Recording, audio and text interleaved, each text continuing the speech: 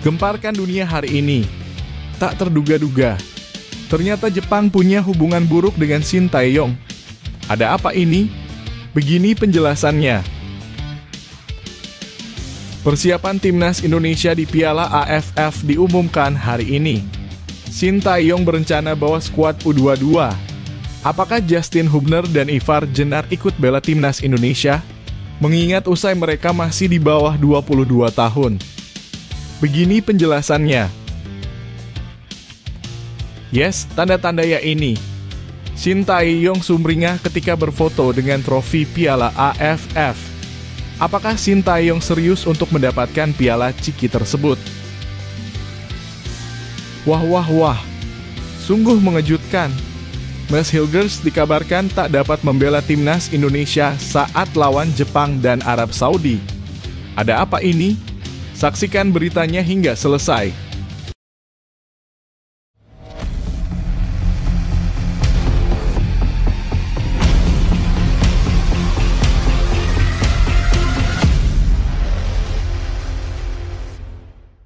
Mohon subscribe channel Timnasku Indonesia agar tidak ketinggalan informasi Timnas Indonesia. Hubungan mengejutkan media Jepang dengan Shin Tae-yong. Ketegangan antara media Jepang dan pelatih timnas Indonesia, Shin Tae-yong, seolah mencapai puncaknya di kualifikasi Piala Dunia 2026. Spekulasi berkembang, media Jepang tampaknya memiliki dendam pribadi terhadap pelatih asal Korea Selatan itu. Sorotan yang diberikan Football Tribe, salah satu media olahraga Jepang, bukan hanya sekadar kritik biasa, melainkan kritik dengan nada emosional yang mendalam, seolah ada sejarah panjang yang terpendam di baliknya. Bukan rahasia lagi bahwa Shin Tae-yong sejak masa kepelatihannya di Korea Selatan kerap melancarkan pesuar yang memanaskan tensi antar negara. Di Piala Asia U23 2016, komentarnya yang terkenal ketika menantang Jepang, "Jika kita mengalahkan Jepang di final, saya akan menghadiri konferensi pers dengan mengenakan hanbok mengundang banyak perhatian." Ucapan-ucapan semacam ini menjadikannya tokoh yang kontroversial di kalangan publik Jepang. Bahkan ketika kalah dari Jepang, respons emosional Shin Tae-yong yang mengancam, "Saya pasti akan mematahkan hidung lawan saya jika bertemu lagi di Olimpiade Rio de Janeiro," terus menjadi pembicaraan. Setelah bertahun-tahun, hubungan Shin Tae-yong dengan Jepang tetap hangat di media, meski kali ini dalam konteks kepemimpinannya di timnas Indonesia. Media Jepang masih mengungkit masa lalu, menggarisbawahi bahwa Shin Tae-yong memiliki kecenderungan anti-Jepang yang kuat. Ini menurut Football Tribe menjadi salah satu alasan mengapa publik dan media Jepang kerap mengharapkan agar PSSI segera memberhentikan STY. Lantas muncul pertanyaan, apakah dendam pribadi media Jepang ini benar-benar dilandasi alasan historis semata, atau ada faktor lain yang mendorong tekanan ini? Performa timnas Indonesia yang sempat diunggulkan, tetapi kemudian menurun setelah hasil imbang melawan Arab Saudi dan Australia, menjadi alasan tambahan untuk kritik yang diarahkan kepada STY. Meskipun Shin Tae-yong telah menunjukkan hasil yang menjanjikan di masa lalu, dua hasil minor melawan Bahrain dan Cina membuat posisinya goyah. Media Jepang memanfaatkan situasi ini untuk kembali menyerang, seolah ingin memanfaatkan momen ini sebagai pintu masuk untuk menguatkan narasi mereka bahwa STY bukanlah sosok yang tepat untuk memimpin timnas Indonesia. Menyambut laga antara timnas Indonesia dan Jepang di Stadion GBK pada Jumat 15 November 2024, publik di Indonesia pun dibuat penasaran. Apakah ini akan menjadi momen pembuktian Shin Tae-yong? Atau justru kesempatan bagi Jepang untuk melanggengkan narasi bahwa pelatih yang pernah menantang mereka dengan pesuar sengit itu tak pantas lagi memimpin di kancah internasional? Apa pendapatmu tentang hal ini? Apakah media Jepang memang memiliki dendam pribadi terhadap Shin Tae-yong, ataukah ini hanya strategi untuk memengaruhi mentalitas lawan sebelum pertandingan penting? Tulis komentarmu di bawah.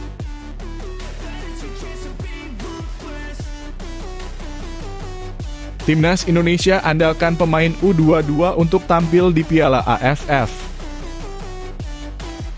Timnas Indonesia membuat gebrakan menjelang Piala AFF 2024 dengan rencana mengandalkan skuad U22.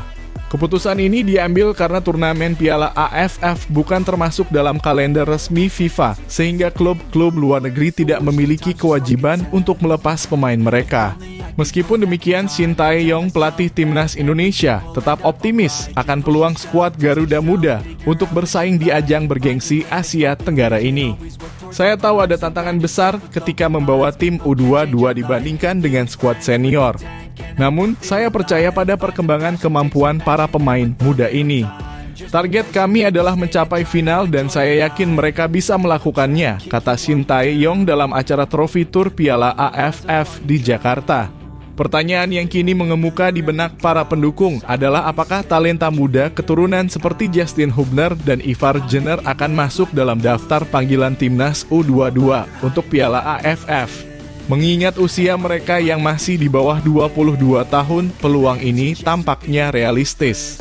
Justin Hubner, bek muda yang berkarir di Eropa dan memiliki potensi sebagai tembok pertahanan andalan. Serta Ivar Jenner, gelandang kreatif dengan visi bermain cemerlang, bisa menjadi tambahan kekuatan besar bagi timnas U22. Namun ada kendala besar yang harus dihadapi Shin Tae-yong dan PSSI. Sebagai turnamen non-FIFA, kemungkinan kecil klub-klub Eropa akan melepas pemain-pemain ini. Situasi ini diperparah dengan jadwal liga-liga Eropa yang padat pada akhir tahun, sehingga klub lebih memilih mempertahankan para pemain mudanya untuk kompetisi domestik. Shin Tae-yong pun mengakui memanggil pemain abroad akan sulit. Itu salah satu alasan mengapa kami tidak membawa timnas senior untuk turnamen ini. Meski demikian, tak menutup kemungkinan bahwa perundingan intensif antara PSSI dan klub-klub Eropa bisa membawa hasil positif. Dengan formasi U22 yang diisi talenta-talenta lokal terbaik, dipadu dengan potensi Justin Hubner dan Ivar Jenner jika bisa bergabung, Indonesia bisa menghadirkan kejutan di Piala AFF kali ini. Piala AFF sendiri adalah turnamen yang telah menjadi momok bagi Indonesia, di mana tim Garuda sudah 6 kali menjadi runner-up tanpa satu kali pun meraih gelar juara sejak edisi perdana 1996. Dengan jadwal yang padat dan persiapan yang singkat, mampukah timnas Indonesia U22 melangkah hingga ke final seperti yang diharapkan Shin Tae-yong? Atau apakah tantangan untuk memanggil pemain abroad akan melemahkan potensi tim? Apa pendapat Anda? Haruskah PSSI lebih berani bernegosiasi dengan klub luar negeri demi mendapatkan jasa Justin Hubner dan Ivar Jenner di Piala AFF 2024? Tulis komentar Anda di bawah dan mari diskusikan harapan kita untuk timnas U22 di Piala AFF 2024.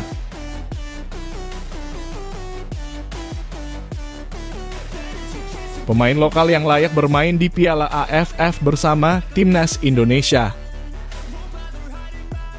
Piala AFF 2024 sudah di depan mata dan pelatih timnas Indonesia, Shin Tae-yong, dihadapkan pada tantangan besar dalam memilih pemain yang tepat untuk membawa skuad Garuda mencapai prestasi maksimal. Mengingat turnamen ini tidak termasuk dalam kalender resmi FIFA, Shin harus lebih banyak mengandalkan pemain-pemain lokal yang tampil cemerlang di BRI Liga 1 2024/2025. Ini menjadi kesempatan emas bagi pemain-pemain lokal untuk unjuk kemampuan dan mendapatkan menit bermain yang lebih banyak. Terutama karena peran mereka di kualifikasi Piala Dunia 2026 zona Asia seringkali terbatas. Salah satu pemain yang layak dipertimbangkan adalah Wahyu Prasetyo. Meskipun perannya di kualifikasi Piala Dunia belum signifikan, performa gemilangnya di Liga Domestik membuktikan bahwa ia adalah pilar pertahanan yang dapat diandalkan. Kombinasi Wahyu dengan back-back lain seperti Rizky Ridho dan Muhammad Ferrari bisa menjadi benteng kokoh untuk menjaga lini pertahanan Indonesia dari gempuran lawan. Kemudian ada Egy Maulana Fikri, salah satu pemain lokal paling produktif di BRI Liga 1 musim ini. Meskipun menit bermainnya di kualifikasi Piala Dunia terbatas, potensi dan kemampuannya dalam mengolah bola serta menciptakan peluang tak bisa diabaikan. Dengan pengalamannya di pentas internasional, Egy bisa menjadi kunci permainan kreatif timnas di Piala AFF nanti. Nama lain yang tak boleh dilupakan adalah Alfa Andra Dewangga. Meski kehadiran pemain keturunan makin dominan di skuad Garuda, Dewangga terus menunjukkan konsistensinya di PSIS Semarang. Usianya yang masih muda, yaitu 22 tahun, menjadi modal penting bagi Shin Tae-yong dalam menyusun lini tengah yang dinamis dan solid. Dewangga memiliki kemampuan bertahan yang baik sekaligus kecerdikan dalam membantu serangan. Ricky Kambuaya juga patut kembali diperhitungkan. Meski posisinya tergeser oleh pemain-pemain seperti Tom Haye dan Ivar Jenner. Kualitas Kambuaya yang telah teruji pada 2 edisi Piala AFF sebelumnya 2020 dan 2022 tak bisa diabaikan begitu saja. Kemampuannya dalam mengatur ritme permainan dan ketenangannya di tengah lapangan dapat menjadi kekuatan penting dalam turnamen ini. Terakhir, Ramadan Sananta yang merupakan salah satu talenta muda paling potensial di Indonesia layak mendapat lebih banyak kesempatan. Usianya yang masih 21 tahun serta kemampuannya dalam mencetak gol dan bermain sebagai striker modern membuatnya menjadi opsi menarik di lini depan. Piala AFF 2024 dapat menjadi panggung ideal bagi Sananta untuk menemukan kembali performa terbaiknya dan mendapatkan kepercayaan diri lebih besar. Dengan hadirnya pemain-pemain lokal berpotensi tinggi ini, mampukah Timnas Indonesia merebut kejayaan di Piala AFF 2024? Apakah Shin Tae-yong akan memberikan kepercayaan penuh kepada pemain-pemain muda ini? Bagaimana menurut kalian, siapa yang paling layak jadi andalan di skuad Garuda nanti? Berikan pendapat kalian di kolom komentar.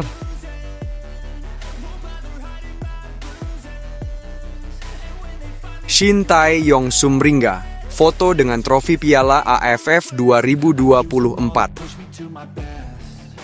Momen spesial terjadi di FX Sudirman, Jakarta pada Sabtu 2 November 2024 ketika pelatih Timnas Indonesia, Shin Tae-yong, menghadiri acara tur trofi Piala AFF 2024. Acara ini tak hanya menjadi simbol antusiasme menjelang turnamen, tetapi juga kesempatan bagi Shin untuk menyampaikan pandangannya tentang persiapan Timnas Garuda.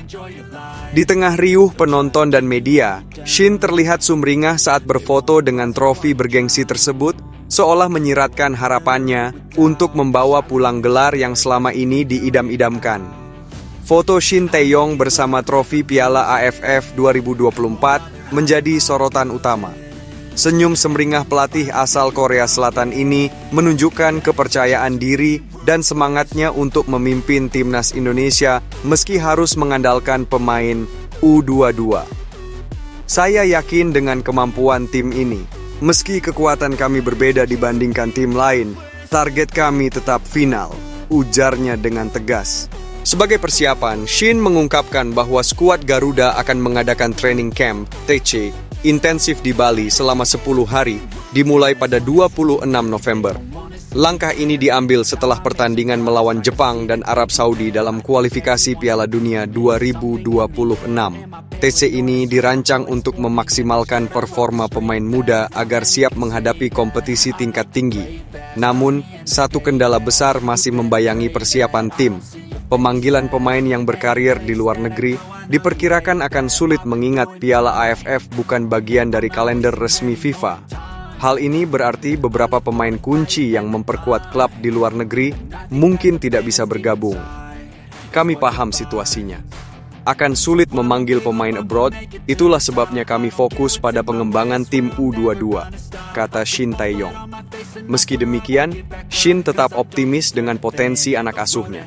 Dengan jadwal padat dan persaingan yang ketat di grup B, yang berisi tim-tim kuat seperti Vietnam, Filipina, Myanmar, dan Laos, Timnas Indonesia diharapkan dapat menunjukkan performa maksimal. Dukungan penuh dari para penggemar sepak bola di Indonesia diharapkan menjadi penyemangat bagi para pemain muda untuk berjuang meraih hasil terbaik. Melihat Shin Tae-yong yang terlihat begitu gembira saat berfoto dengan trofi Piala AFF 2024, wajar jika publik bertanya-tanya, apakah senyum itu pertanda bahwa ia yakin trofi tersebut akan menjadi milik Indonesia? Mampukah Timnas U22 menjawab tantangan ini dan membawa pulang trofi untuk pertama kalinya dalam sejarah? Dengan optimisme pelatih dan dukungan penuh dari masyarakat, harapan besar ini bukanlah hal yang mustahil. Bagaimana menurut Anda? Apakah Timnas Indonesia dengan materi pemain muda bisa menembus final dan meraih trofi impian? Apakah keputusan Shin Tae-yong untuk fokus pada pemain U22 tepat? Berikan pendapat Anda di kolom komentar.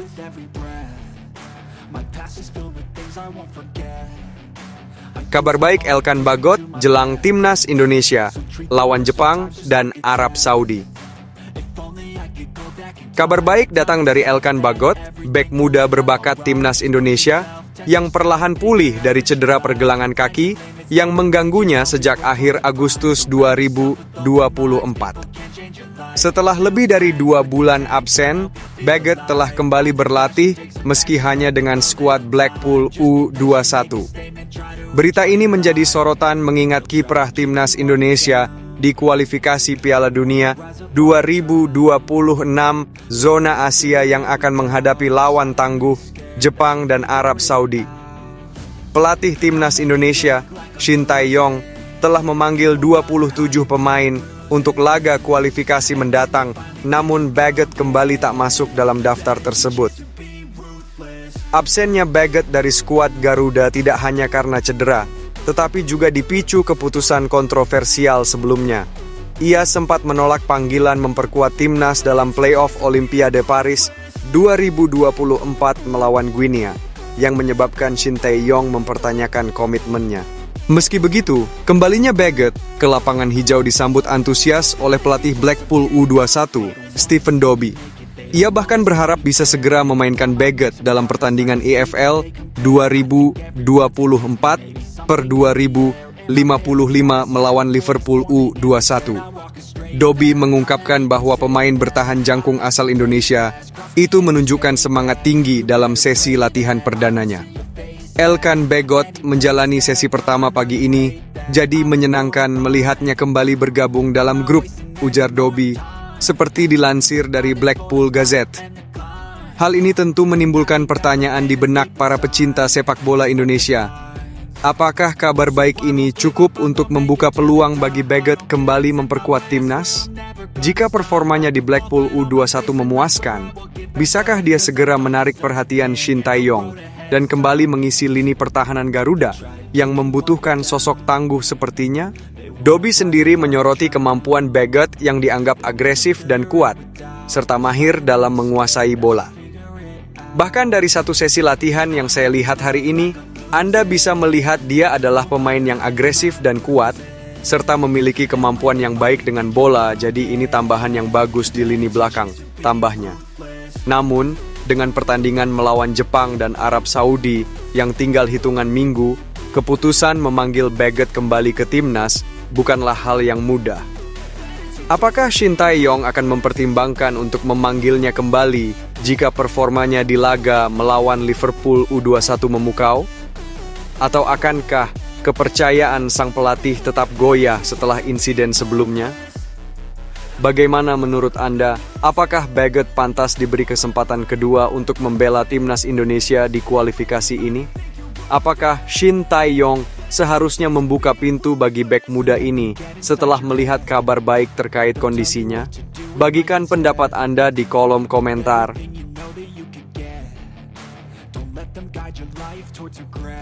Maes Hilgers cedera jelang lawan Jepang dan Arab Saudi. Kabar kurang menyenangkan datang dari bek muda berbakat Maes Hilgers yang saat ini memperkuat FC Twente di Eredivisie Belanda. Hilgers terancam tidak dapat membela timnas Indonesia dalam laga kualifikasi Piala Dunia 2026 melawan Jepang dan Arab Saudi setelah mengalami cedera saat membantu Twente meraih kemenangan tipis 1-0 atas Willem II di Stadion Koning pada Minggu 3 November dini hari WIB. Gol kemenangan Twente sendiri dicetak oleh Sam Lammers di menit ke-58. Namun sorotan utama justru tertuju pada kondisi sang bek muda. Pelatih Joseph Oosting memberikan kepercayaan kepada Hilgers untuk tampil sejak menit awal pertandingan. Sayangnya, Hilgers hanya bermain di babak pertama dan terpaksa harus tetap berada di ruang ganti saat babak kedua dimulai. Posisi Hilgers kemudian digantikan oleh Gustav Lagerbielke. Menurut laporan jurnalis RTV Oost, Tigeman van Wissing, melalui cuitan di akun X pribadinya, Hilgers mengalami cedera hamstring yang berpotensi mengganggu partisipasinya dalam jadwal pertandingan berikutnya, baik di level klub maupun tim nasional. Cedera hamstring memang menjadi salah satu cedera yang cukup mengkhawatirkan bagi para pemain sepak bola, terutama mengingat proses pemulihannya yang bisa memakan waktu berminggu-minggu tergantung tingkat keparahannya. Hal ini tentu menjadi kabar buruk bagi Shin Tae-yong, pelatih timnas Indonesia, yang sudah merencanakan memanggil Hilgers untuk memperkuat lini belakang Garuda di laga krusial melawan dua tim kuat, Jepang dan Arab Saudi. Apalagi, laga melawan Jepang dan Arab Saudi adalah tantangan besar yang membutuhkan komposisi pemain terbaik yang tersedia. Situasi ini menimbulkan tanda tanya besar. Apakah Hilgers mampu pulih tepat waktu untuk membela timnas Indonesia? Atau akankah Shin Tae-yong harus mencari alternatif lain untuk mengisi lini belakang? Dengan kompetisi kualifikasi Piala Dunia yang ketat, absennya seorang pemain penting seperti Hilgers dapat mempengaruhi strategi permainan dan kekuatan pertahanan Indonesia. Bagi Twente, absennya Hilgers juga menjadi pukulan telak mengingat jadwal padat yang menanti mereka, termasuk laga Liga Eropa melawan Nice dan duel klasik melawan Ajax Amsterdam di Eredivisie. Kehilangan bek andalan tentu menjadi tantangan bagi pelatih Joseph Osting dalam menyusun strategi terbaik untuk mempertahankan performa tim di papan atas klasemen. Pertanyaan besar pun muncul. Apakah cedera ini akan menghalangi Hilgers dari membela Indonesia di laga penting, atau akankah dia mampu pulih dengan cepat? Bagaimana dampaknya bagi timnas Indonesia jika harus tampil tanpa pemain yang sudah diproyeksikan sebagai bagian penting pertahanan? Bagaimana pendapat Anda tentang potensi absennya Hilgers dari timnas Indonesia? Apakah Anda optimis dia bisa segera pulih, atau menurut Anda, Shin Tae-yong harus mempersiapkan opsi cadangan? Berikan pandangan Anda di kolom komentar.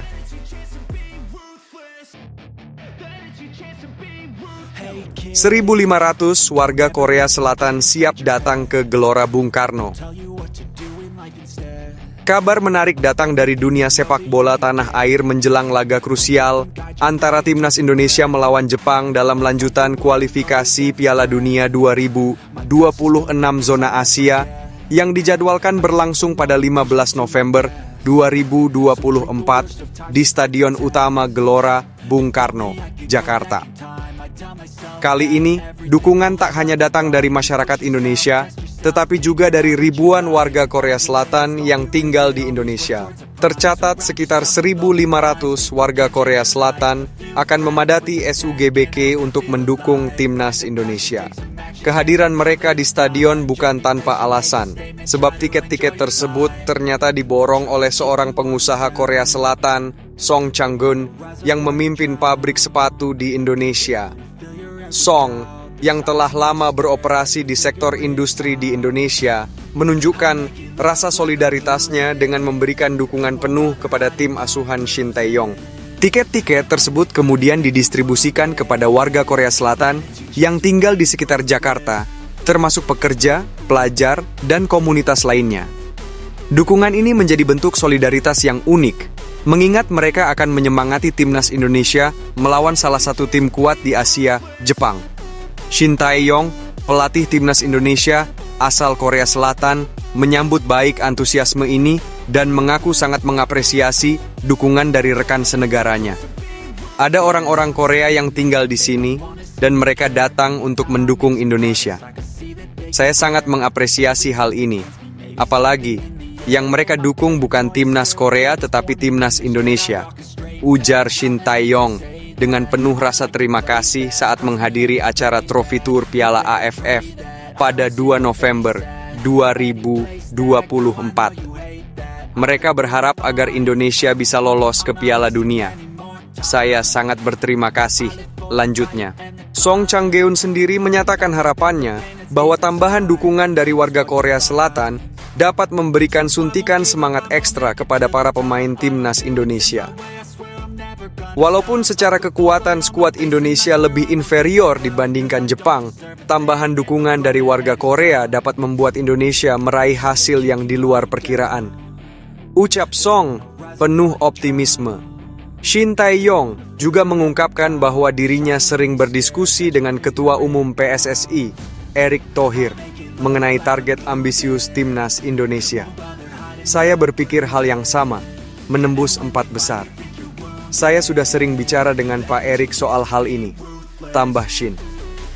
Finish di posisi ketiga atau keempat akan membawa Indonesia ke putaran keempat kualifikasi, sementara posisi 1 atau 2 akan langsung mengantarkan tim Garuda ke Piala Dunia 2026. Dengan dukungan penuh, baik dari supporter Indonesia maupun warga Korea Selatan, mampukah timnas Indonesia menciptakan kejutan melawan raksasa Asia Jepang? Apa pendapat kalian tentang solidaritas dari warga Korea ini?